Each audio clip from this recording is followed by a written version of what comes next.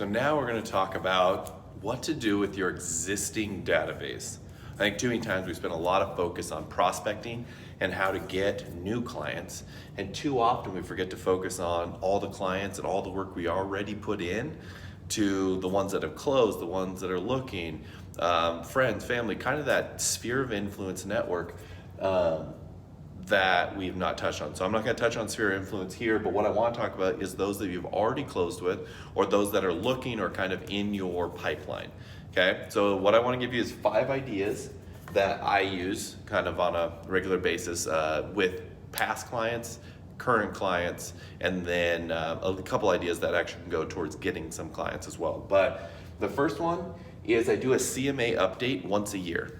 Okay, so what this allows for is then I can go through and go check on the value of the homes. Here's a good example. I had somebody just reach out from a CMA I sent. They bought their house in 2014 on the north side hatch exit for 185, and we just did a CMA and it should be close to about 325. Right? So now they can make some decisions because they now have $100,000 extra dollars.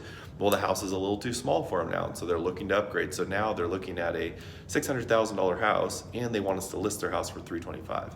So that's one idea. The CMA is one, to be in contact so that your past clients know you're still thinking about them and that you're still their real estate guy. Number 2, though, it's to put, especially in this market where values are still growing and have been if you sold a house to anybody within the last 6 years, that house is likely worth more.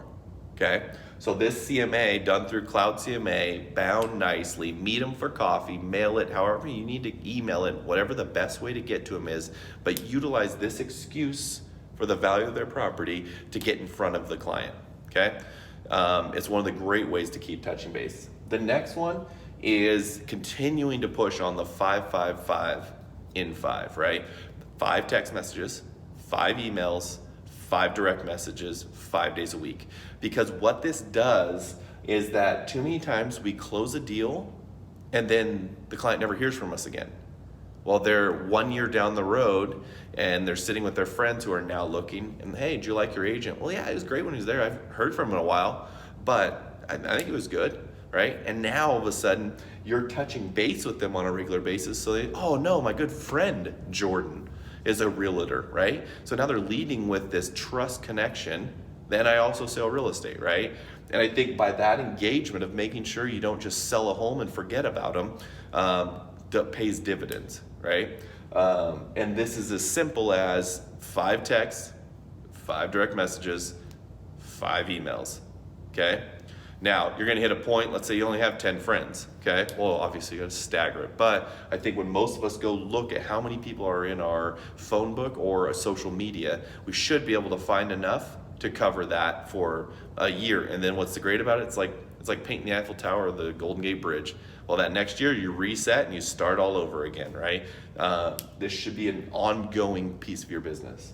The next one is do some more homes about Dream Home. And this is a newer one for me. I hadn't done this one before, but what I realized is there's a lot of people who did buy 4, 5, 6 years ago into maybe a starter home, a second home, and now they're looking for that upgraded version that now fits what their family is and what they can see their family being. So whether this looks like, hey, let me help you find your dream home, to post about nice homes, so showing a high-end home and all the features, and then a quick call to action of what do you want to see in your dream home.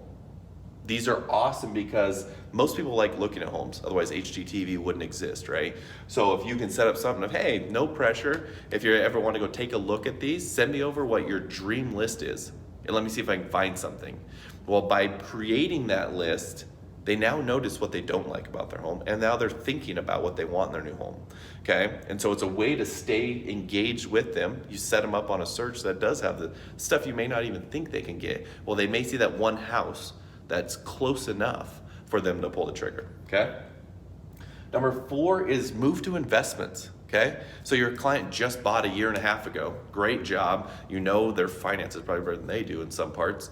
But now talk to them about both short-term rentals as extra cash flow, long-term rentals, Talk to them about the value of real estate as a potential investment, right? And this could start as simple as go find one that's listed, work up an analysis of what it is, post a picture of that listing and say, hey, anybody interested in finding ways to make your money work for you? Check out this amazing triplex on the South Hill with an estimated 8% return or 10% return. Amazing return, right? To draw that interest in, because what you'll find is that people may not want to move, but they do want their money to move. And so if we can find ways to get in front of them, it gives you content, it gives you the exercise of creating that, the evaluation and looking at properties and helping them find them, but it also gives you a whole nother piece of the pie as you're trying to build your business, okay? The next one is strategic email updates, okay? There was a team out of California who had this routine. On the 15th of every month, every one of their clients or pipeline clients essentially got a postcard in the mail. Usually it was a discount to some restaurant or a quick update or a, hey, we're just thinking of you. On the 7th, they got something like this, a video update about the market, about house values, about things coming to the area. And then every quarter, each of them got a call. Right? So they're thinking and strategically looking at ways to make this work. And why I believe in it so much is I've had enough clients that are now on their 5th, 7th, 10th property that I didn't have to go out and find 10 individuals that I've never worked with. Instead, I have one awesome, or 2 or 10 or whatever it is, awesome individuals that now are buying multiple properties. And that's where I really believe in the power of retention and focusing, because the relationships matter. Because that's who's going to talk about you. That's who's going to spread the news about how amazing you were in helping them find their dream home. So these are my 5 tips, all ones that I've kind of plugged in, and they seem to get great responses. They give me great social media content, but they also kind of help use that word of mouth spreading and really been able to take advantage of it. Okay, so 5 tips you can implement today.